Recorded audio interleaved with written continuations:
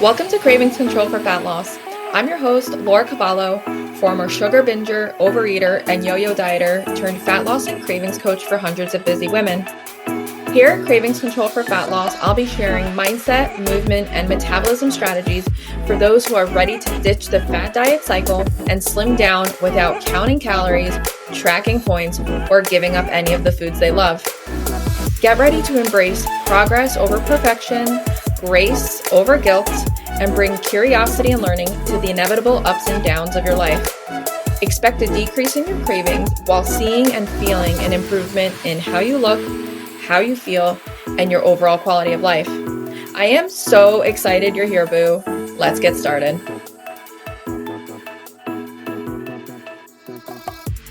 Welcome to today's episode, and I am so excited to share with you our guest chat with Beth Wilkis Feraco. Beth lives in Midcoast, Maine with her husband and 11-year-old son.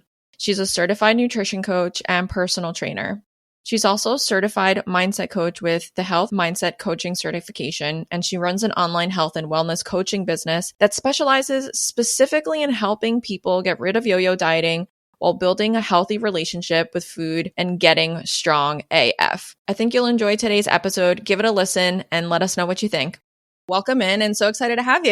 Yeah. Thanks for having me. Excited to see you again. I know. So Beth and I connected through a business mentorship over the last couple years. And if you meet Beth or if you follow her on social media, which you guys should definitely do so, she just has an energy and aura, a directness about her that you don't get from, you get some from some coaches, but not ones that I have met in recent years. So I think the best way to describe her is no bullshit, upfront, straightforward. So we're going to dive in a little bit into Beth's past and kind of what got her into health and fitness and her nutrition philosophy, where you can find her and all sorts of stuff. We're just going to get into it. Yeah. So tell us a little bit just about you now, kind of your age, where you live, some a little personal, a little business, just a little background. Okay. I live in Midcoast, Maine with my husband and my 11-year-old son. I am 50. I just turned 50 in December. Congrats. Woo! Hit that half century year. Badass bitch. I have a online nutrition and strength coaching business and a podcast as well called Cut the Crap with Beth and Matt. So that's what I do right now. I started my business during COVID. So like a lot of us, right? Still going. And so you started your business during COVID. So that was, I don't even know, 3-4 years ago. What were you doing before that? Before that, I was coaching in person at a local gym. Still in Maine? I was, okay. Yeah. And how long have you been in the fitness space? So it started really when I quit drinking almost 8 years ago in August. That's crazy. Congrats. Thanks. So what happened was, if you want me to tell like the story of how I got into like coaching and all that, I can start from the beginning of quitting drinking. So I decided August 15th of 2015, that I was done. Like I was either going to kill myself or kill somebody else if I continued on the path that I was going. It's like I knew that I was meant to do more, and it just wasn't where I was at. I couldn't stop drinking on my own. I tried many, many times, many years, like over many years. So I think I tried to stop drinking for like 10 years before I even actually quit drinking. So it progressively got worse over the years. I would do, and I feel like I had a lot of disordered eating in between all these bouts of trying to quit drinking. That was my thing. I'd be like, okay, I need to quit drinking. Let me do the whole 30. You don't have to drink the whole month. So that was kind of an excuse to do a diet and then quit drinking. Or I would do some kind of crazy fast or like the HCG diet. Every diet I did stemmed around like quitting alcohol for a certain amount of time. But I always went back to whatever I was doing before. And then everything became worse each time. So the real pivotal point for me was, it was my anniversary, actually, August 17th. I quit August 21st of 2015. I think I said August 15th, but it's August 21st. And so it was this August 17th is my wedding anniversary, and we were at a barbecue. I was at, like during the day, drinking wine, and my son and my stepdaughter, who at the time were like 3 and maybe like 7. I think that was the age. I drove home with both of them in the car. Don't remember. Nothing happened. Everyone was safe, but that was the drawing board for me because I was puking that night and my husband was fucking pissed off, for obvious reasons. I woke up like, if I do that again, it's not going to be like, I may not be safe. Yeah. So that was it. I was like, someone's going to die. So then, August 21st, a few days later, after I was not hungover, walked into an AA meeting, which just happened to be a block away from my house at a local church. Perfect. So I went in there. Hardest thing I've ever had to do in my life ever was like, hi, my name is Beth. I'm an alcoholic. It was the hardest part was like admitting that, like, oh, fuck, man, I have a problem. Like that was probably the reason why it took me so long to get help, because I was like, I am not that person. There's no way that I am an alcoholic and calling myself that, but it needed to be done. So I did that and I went every day for a year. Congrats. During that time, and thanks, I met a girl. Her name was Allison. She wasn't in the program or anything. We just kind of met through Facebook friends, and she was starting like a boot camp thing outside. It was still like, summer, light out, warm. So I would meet her at 5:30 in the morning. She was super into running. She got me into running and I was like, wow, this is fucking cool. Like running is hard, but I felt like running was harder than quitting drinking in a way. So it made me want to do it more. So that became my focus, right? So I admittedly had a horrible relationship with exercise because when I quit drinking, I should say running, because I was doing 5Ks, 10Ks, half marathons, trained for a marathon. I was doing trail races, and it was like one of those things where I was doing way too much, got plantar fasciitis, shin splints, but it really was the pivotal point for me for transferring into like the fitness realm. Allison got a job, personal training somewhere else. She couldn't meet me anymore. And I was like, what am I going to do? So actually a local gym was opening up right across from the AA meeting.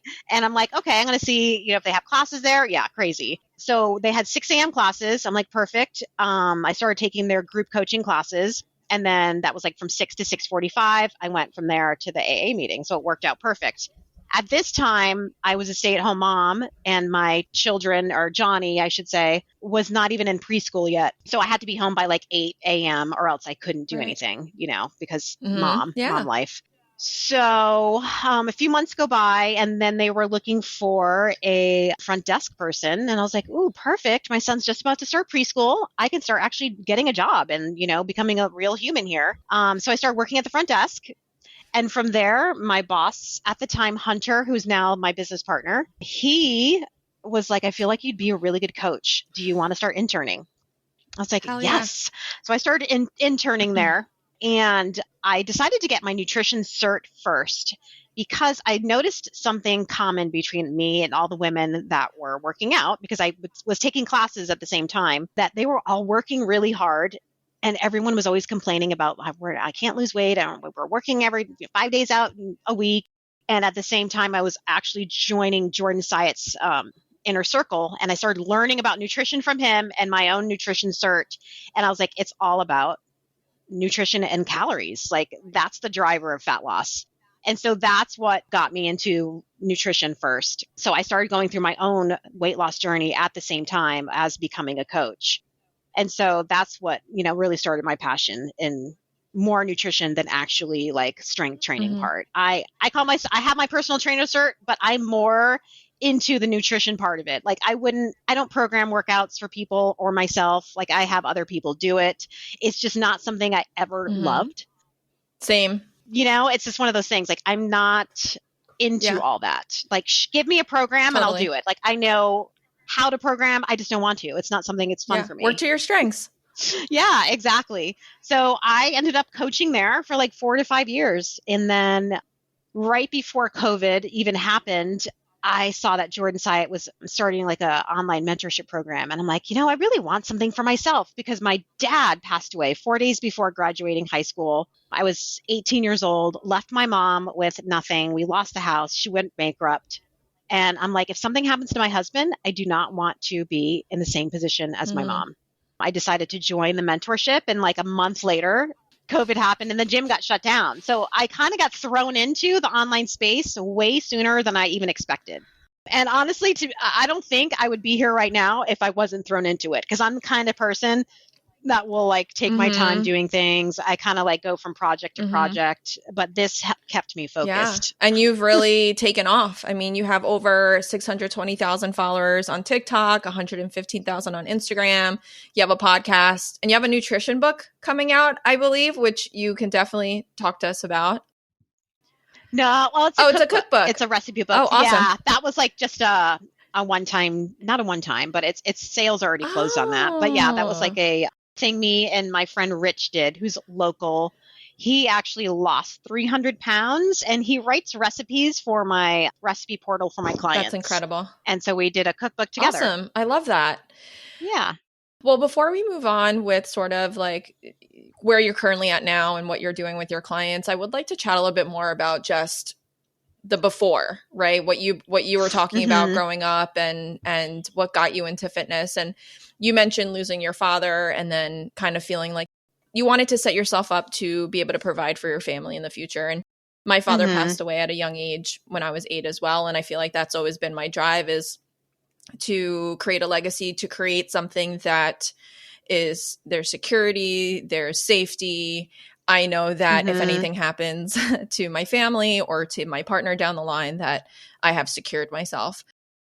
Do you feel like your drinking got worse and or started really when your father passed away? What do you feel like was sort of the catalyst for your drinking? Yeah, I think that definitely was a part of it. And that's like that whole year of my father passing away, there was 2 other people that passed away significantly. Like a best friend of mine killed himself at a party we were at. And then my friend Adam died in a car accident, not right away, but like a week or 2 later. Wow. Because he broke all the bones in his body that the marrow clogged his arteries. Oh my goodness. I'm so sorry. Yeah. And these are friends that were like high school friends of mine. So one of them like was dating my best friend and Adam was like a really good friend of mine. So it like all happened within the same year. And I didn't deal with that. I ran away to all different states. I moved to Florida, to Arizona, back to Maine. I started having anxiety attacks. It was crippling. I didn't deal with the grief. I didn't really know how. And my mom was in her own grief. So she wasn't really a big help to me at all, admittedly. Like only time she would reach out to me is if maybe it would be like once a year. Maybe it was for like the holidays, but I had to like reach out to her.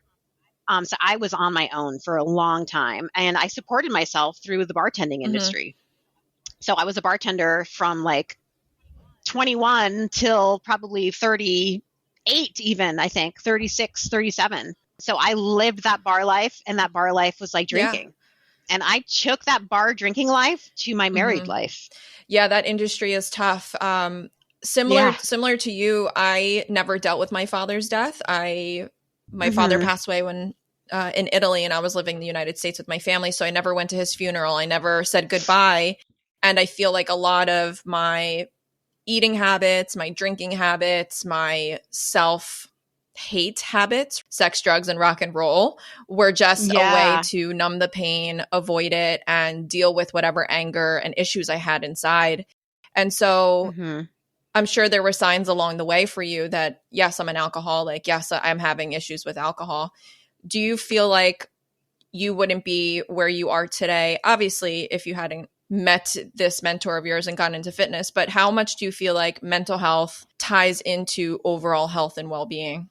Huge. And what's funny is when I went to Arizona, I actually went to school. I wanted to be a major in nutrition from the time I was 18 years old, but I quit school because I was like, I'm moving to California. You know, I wasn't really thinking. I was really just grieving, not even knowing it. I think for, like 20 years, I was still living and feeling like that 18-year-old girl the whole, till I dealt with my mental health. That's when things started to fall into place, when I quit drinking and then I was actually able to heal and talk about like all these deaths and, abandonment issues that I had and things like that. The inner child wound, the abandonment. Yeah. Yep.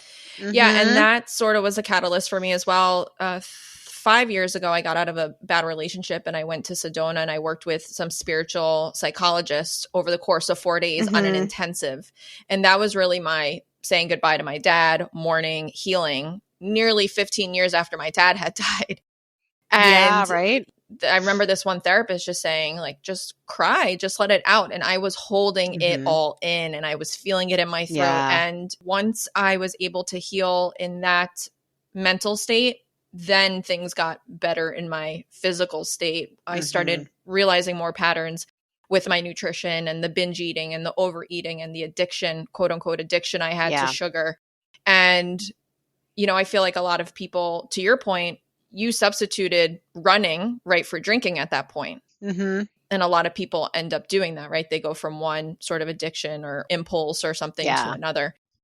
So how are you able to break that unhealthy, maybe addiction or unhealthy relationship you had with running? Were you able to notice it more because you had been in the program and you'd been working the steps? Or yeah, it's crazy. I'm trying to think of how that transpired, because I definitely do not run like I used to. Everything is a lot different. I think over time and knowing better, you do better coping mechanisms now. It's all like a learning process. It's like healing your mental health. It takes a little bit. So I was still kind of doing those crazy things in the beginning, but over time, I'd say the past 3 to 4 years, it's definitely so much different. It's so much different. And I don't even know like what was the catalyst to that. I think just healing. Yes. Same here. When I first got into fitness, I was still drinking on the weekends and all or nothing eating and restriction during the week and binging on the weekends. And here I was supposed to be a health professional, not even understanding what my body needed nutrition wise, and not even understanding that I was using alcohol and food to cope.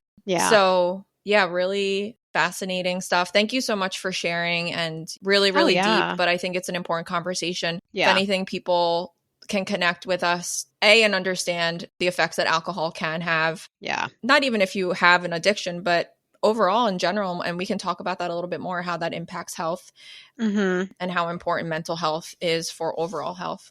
So obviously, Beth, thank you again for sharing everything with your journey with alcohol and then getting into sobriety.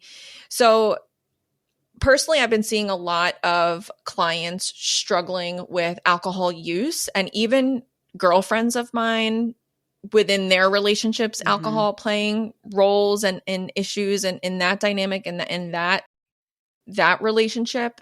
So do you tend to attract people within your business that are looking to get sober or struggle with alcohol? And what are some of your recommendations for people that are struggling with alcohol?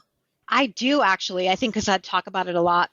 We have a lot of clients that are either struggling or are recovering from alcohol. And I actually have 2 coaches on my team who have been sober. So that helps a lot as well. But we usually, it's not like quit alcohol. You just don't. I never tell people to do that. I never go after people and say, you shouldn't do this. And, that's just not the way to go about it.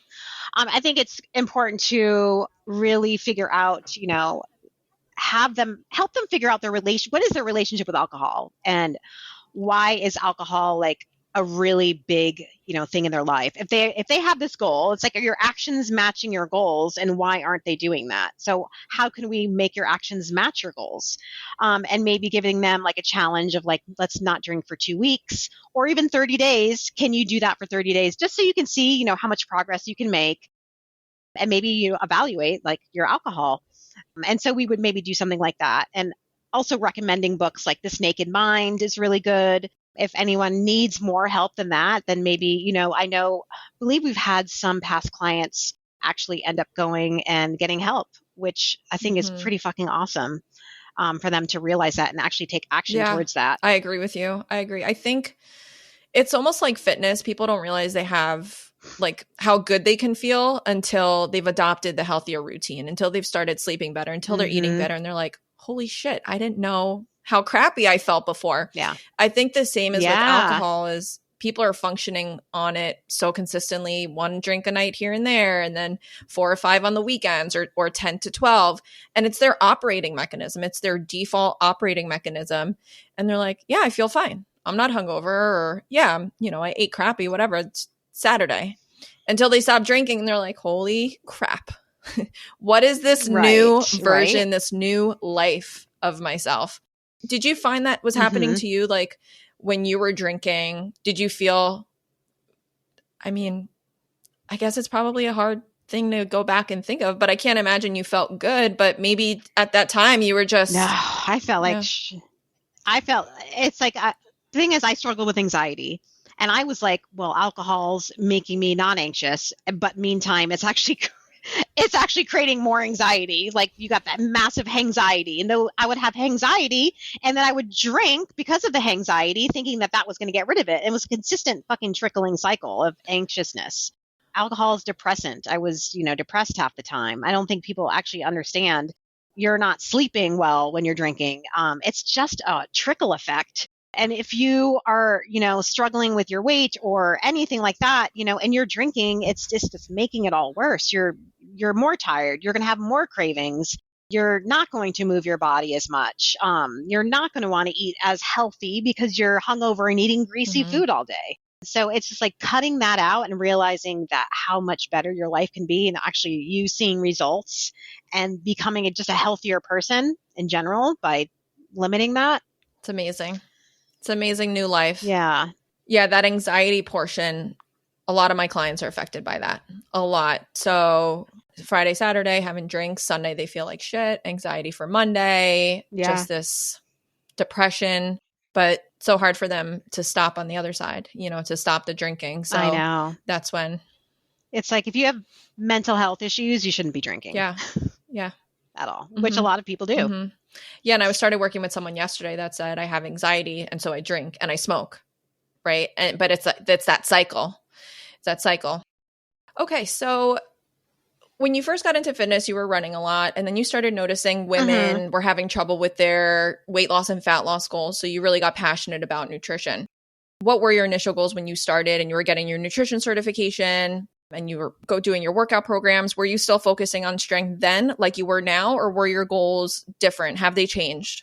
They've definitely changed. I was more focusing on my fat loss at the same time. So it was kind of like my own journey. And then really it was like learning. I didn't really know much, in the beginning. Like I taught group fitness classes that weren't really like based off like a progressive overload program. And then we started to do that kind of stuff at the gym where we moved into group personal training.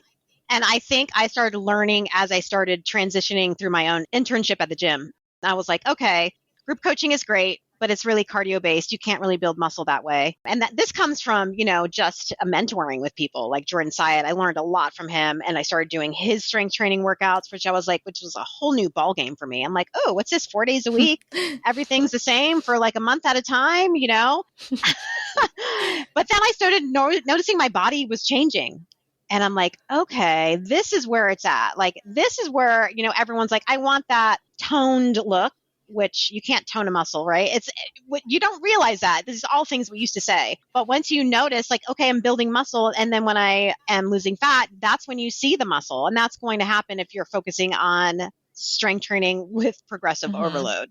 And so that's when I started really more getting into that and realizing, okay, I can't be running all the time if I want to be strong like this. Of course, there's runners, they do their thing, right? But they also should be strength training. Totally. To be strong at running. But I was strength training to be faster at running. But then it kind of turned that I was just wanting to just strength train and I didn't want to run as much. I felt running was really hard on my body at getting older. I was running at 30 plus miles a week and strength training 4 days a week. And I'm like, you can't do that. Like if I was going to become a runner, I would probably now do 2 days a week and it would be a lot different. Definitely. So what's like one piece of advice that you would give women who are scared to pick up weights, scared to lift heavy? And I know that you work with a lot of these types of men and women now. So what's one piece of advice that you would give someone? I would say heavy is relative to the individual, right? So 5 pounds may be heavy to someone else, but it's not to me now because I'm stronger now. So I always think it's like start where you are. Like don't let it intimidate you. Just know that everyone's a beginner at something at some point. Like you just have to start. And if you want to see your body change in this certain way that you're looking for, that toned look, then you need to pick up some weights. And also as we age, we're losing muscle. So it's very important to maintain that muscle. It helps balance your hormones. I swear if I wasn't strength training right now, I'm pretty sure that my perimenopause symptoms would be a lot worse. It's setting yourself up for success for when you're older and you're maybe have a fall. You're not going to break a bone because you have no bone density left. And there's really so much more to it than like even aesthetics. 1000%. And I started reading Ben Carpenter's book on fat loss, and the first chapter is, why do you want fat loss, right? And knowing that A, not everyone's ready for fat loss right away, and B, health promoting behaviors are independent of your weight, right? You can still stop smoking, limit drinking, sleep well, get 80% nutrient dense foods, still be healthy and not lose weight, right? So really trying to assess what clients need and what clients want, and doing things that are good for you, right? For your age range, for your lifestyle demands, if you're a parent or you're a runner, or, you're more sedentary, all of those things are going to help you. So what are your values like within your business, within your company? What do you try to portray to your followers, to your community as part of your brand? Oh, that's a good deep question, Laura. I'm just getting deep today. I'm like, do I even know this answer? No, but I think to really be focusing on your health, I think that's very important. Like, I'm all about healing yourself, like the mindset, right? It's not all about fat loss. I mean, if you focus on your health, you will get to that point. I'm here for like longevity. I don't want people to have to do this their entire life. Like, we need to get away from this yo-yo dieting thing over and over and over again, like building a lifestyle that you can stick to, being able to incorporate all foods, being able to go out to eat and not being afraid of having a fucking piece of bread as your appetizer. Like, people are legit afraid of food. So I'm all about, creating a lifestyle that you can stick to and helping you do that. And I would also say the way you come across is straightforward, no bullshit, and realistic, right? And that's a lot of how we coach at Laura Cavallo Coaching too, is what's realistic for your lifestyle? What's realistic for your life demands, right? Are you a stay-at-home mom? Are you a busy executive? Are you both, right? Your habits are going to look a lot different than, say, ours, right? So finding a realistic approach. So we talked a little bit about fitness and your fitness goals currently and sort of your fitness philosophy. Let's dive in a little bit into your nutrition philosophy.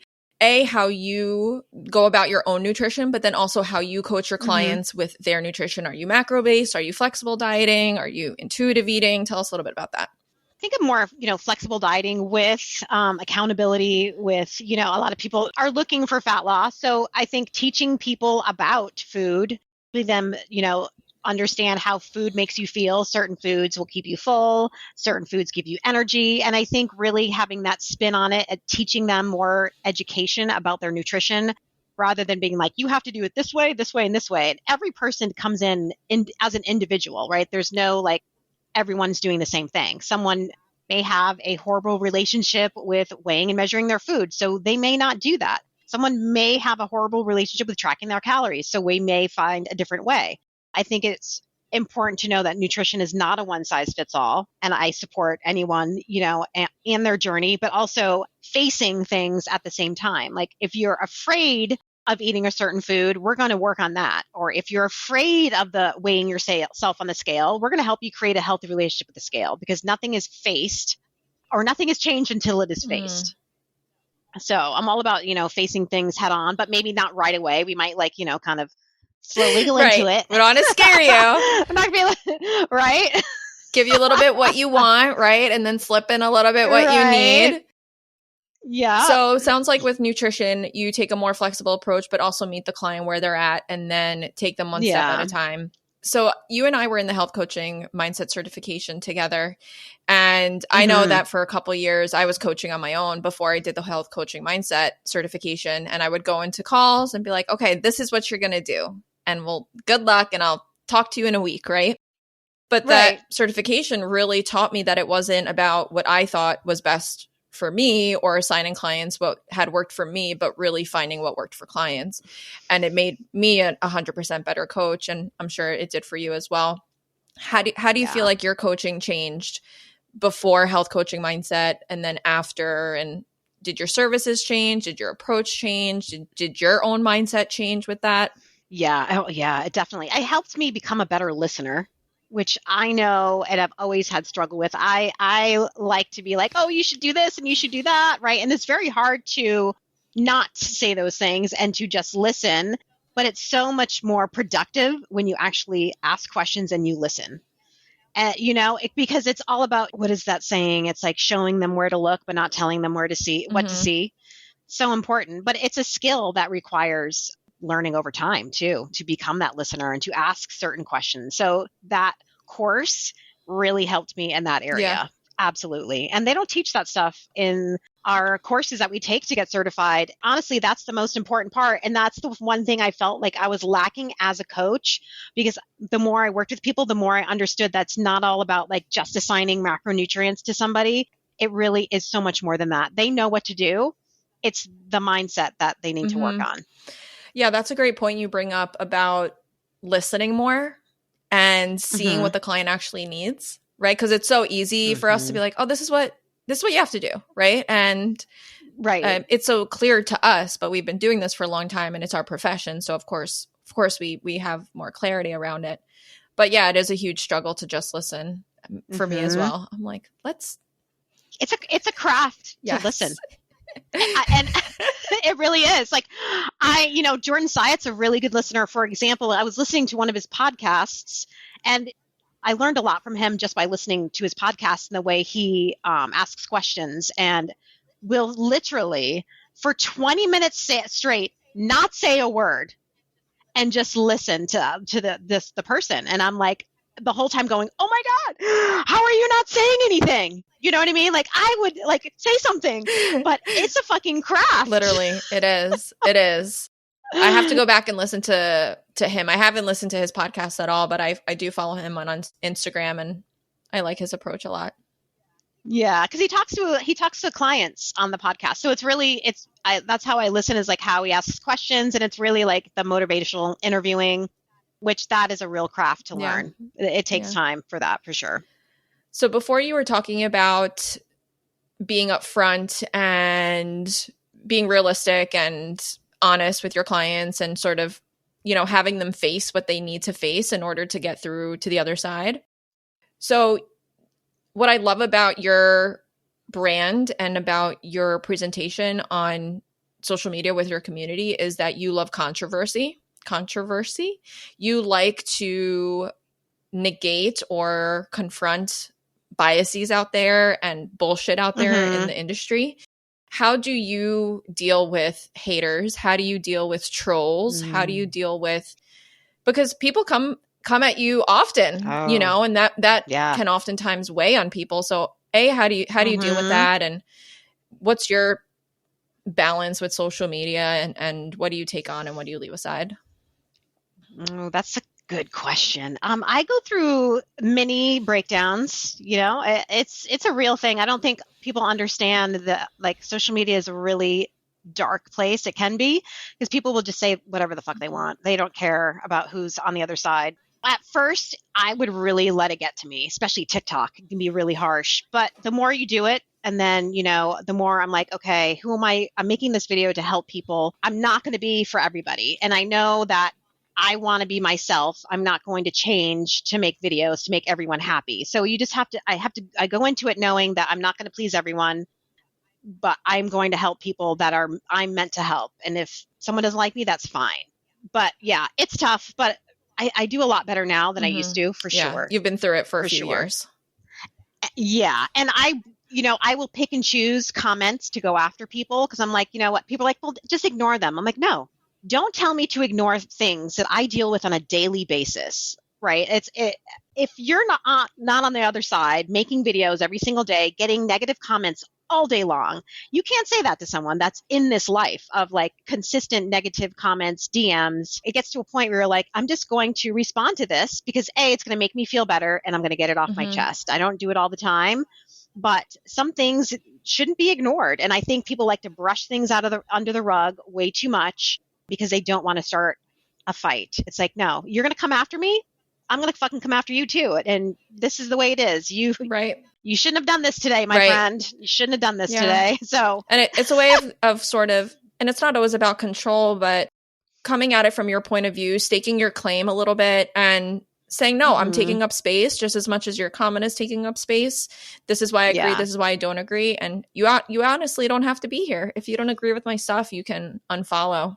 And it's usually comments that are about things that aren't true, like, diet soda is poison. You don't know what you're talking about. Like all the stuff that it's like, okay, this is the fear mongering people coming out, and they need to learn a lesson and that's what I usually try to teach is like, all foods fit, or something to that nature. Like if someone's going to say you're ugly and stuff like that, I don't respond to that kind of stuff. But it usually has a lesson to the response.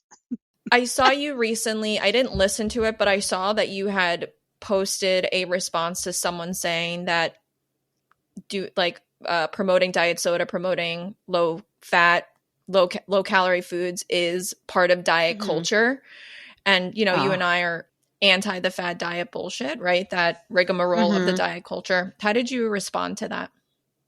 Or how do you respond? I just think everyone takes their personal experience, right? Which is their experience, which they're not looking at the logic. Like anyone can take anything and make it disordered. But, not everything is diet culture. There's a whole slew of people that take it to the next level, like the Haze movement, which I'm all about, health at every size. Abso-fucking-lutely. But there's also a disordered part of them too, where it's like anything is fat phobic. Like we are allowed to want to change our bodies. That does not mean I'm fat phobic.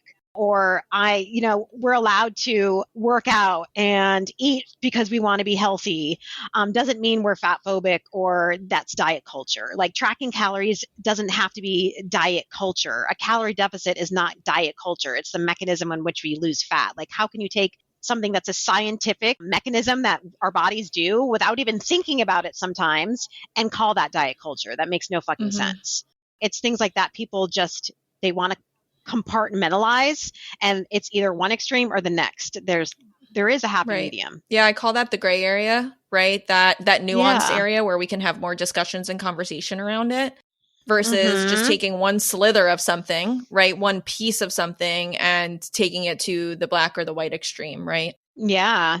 And I think that's just you speaking on that. That's a lot of like what we learn about health coaching mindset certification is, giving our own meaning to things and how we interpret things and our perception of things. Right. Yeah. So thanks for sharing that. So what's your one piece of advice for people on social media that are consuming health content, nutrition content, fitness content for, people that we help? What's your one piece of advice for them? Stop fucking scrolling so much. I made a video about this yesterday, and the only reason I did is because I literally get DMs after DMs after DMs asking me, what do I think about this? What do I think about that? And half the shit is just out of control. If anyone has been watching me for even a week, they would know that they not to even ask me these things. Like if someone's making a video saying calorie deficits aren't real or calories don't matter, why are you sending me that? Why are you consistently looking for the magic fix? I feel like people are really doing themselves a disservice by consistently searching for the next best thing, which doesn't fucking exist.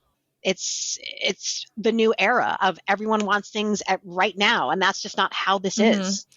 Yeah, to your point before, there is no one size fits all for nutrition. It's really what works best for you. Obviously, there's foundations with macronutrients, micronutrients, strength training for increased strength and health and fat loss and how that's combined with nutrition. There are foundational truths, but at the end of the day, maybe some people do better with more fat in their diet, right? Maybe some people do better with more bread or more carbs, or some people can eat gluten. Some people can do well with dairy, right? All of those are individual parts of someone's nutrition profile that you need to discover on your own.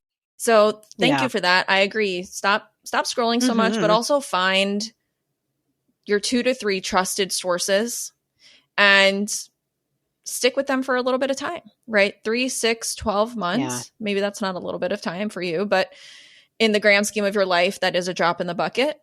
Commit to one coach's protocol, one methods for a period of time. Obviously stay informed, but to follow 20 different people all saying confounding things is going to cause more confusion. So tell us about, I know you told me that you're more into nutrition flexibility, but I love watching the foods that you eat. I mean, you're eating like sandwiches, you're making pizzas, like you're having bagels, you're making pancakes with your son. What are the foods that you crave the most, Beth? Are you like a sweets? Are you a savory? Are you like, what's your yum food that maybe doesn't fall under, protein and fruits and vegetables, but like that's like, I want to curl up on a Friday night with this, or it's Saturday morning, I'm craving this, or it's Sunday night, I'm craving this. I love Mexican food. Oh yeah. Nachos. I mean, and also Mexican food and like pizza. That's probably my two. Nachos would be my go-to. Tacos, nachos. I love nachos.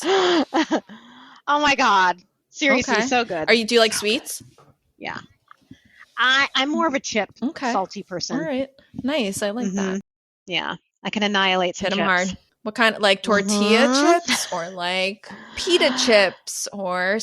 Like Pringles, like that kind of, Cape Cod potato chips. Nice. Yeah. I love putting them in sandwiches. Yes. And a good Cheeto. I love Cheetos. Cheese balls. I mean, all kinds. Anything crunchy, salty, cheesy-ish. I love that. Yes. I'm like having a craving now, obviously, because I'm thinking about that. Now, I've been into sourdough lately. Like I'll eat sourdough for breakfast, lunch. I don't know what it is. I go through phases. So right now I'm in a sourdough toast phase with peanut butter. It's all about balance, right? So sometimes we want sourdough, sometimes we want Cheetos. So tell us a little bit about your coaching programs. How can people work with you? Do you have more group programs or one-on-one coaching? Right now, I personally don't take on any one-on-one clients. I have 5 coaches on my team right now, and then I actually do coach group coaching. So that if you wanted to work with me, I do group coaching, but I have one-on-one clients. Go to my coaches who most of them have actually taken the HMCC course.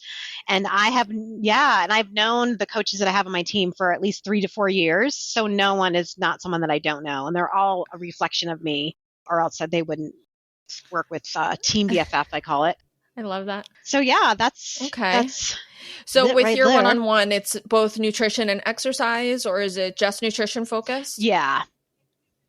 It's nutrition and strength training. So they can either do only nutrition or nutrition and strength training if they wanted to. We meet them where they're at. Some people come in with their own strength training program and just need the nutrition guidance. And then others want the whole package. And then group coaching, can you expand on that a little bit? What is that like? Where is it hosted? Yeah, I'm actually another round is starting right now. Every 3 months, I do another launch. It's based in Facebook. I've created guides in the Facebook group to kind of map you out, like how to, start your nutrition journey, like step 1, step 2, all that kind of stuff. We have a daily accountability in the group. We have 2 weekly Zoom coaching calls with me and my coach, Patty, who's my assistant coach on my team for the group coaching. We have monthly guest speakers come. Like I've had Renee come and talk about emotional eating. I have someone at the end of this month doing a meal prepping class. I've had Jordan Lips come and talk about strength training. I've had a therapist, and I've also had a habit maker coach come and talk about making and breaking habits. That was actually probably my favorite one. So yeah, we do a lot of stuff like that. A lot of mindset work, like on our Monday nights Zoom call. Very cool. So you've built such an incredible community. Well, thank you so much for sharing. Do you have anything exciting coming up this year? Any travel plans? Anything new with the podcast? I know you just did sort of like a little cookbook with your friend. Anything exciting coming up this year? Yeah. I will be going to Florida, Cocoa Beach for 6 weeks. In 2 weeks, I'm very excited about that. So me, my son, and my husband, we got an Airbnb. This was my goal in life, was to have a job that I can take anywhere. And I have manifested that, which is fucking awesome. Me too. Right? Me too. High five. Woo! High five. So we're doing that, and I'm going to be working, obviously, in Florida. And then Matt, my podcast co-host, is coming the week of March 1st, and we are going to do like a meet and greet with our Patreon members and pretty much anyone who wants to meet us. We're going to try to find a place to hike, and we're going to work on podcast stuff and Patreon stuff when he's there. So that's new. We're going to have a videographer hopefully come and like film a day in the life, which I've never done shit like that ever. I thought it would be kind of interesting. So that's happening right now. What else is going on? Nothing that I like other than that immediate. So you turned 50 in December. How do you feel? Not bad. I was having a little bit of a hard time in the beginning. Like it's still like weird. I know everyone's like, it's just an age. You should be grateful. It's like, but I still can go through it. It's okay to like not be okay feel the for feels. a little bit.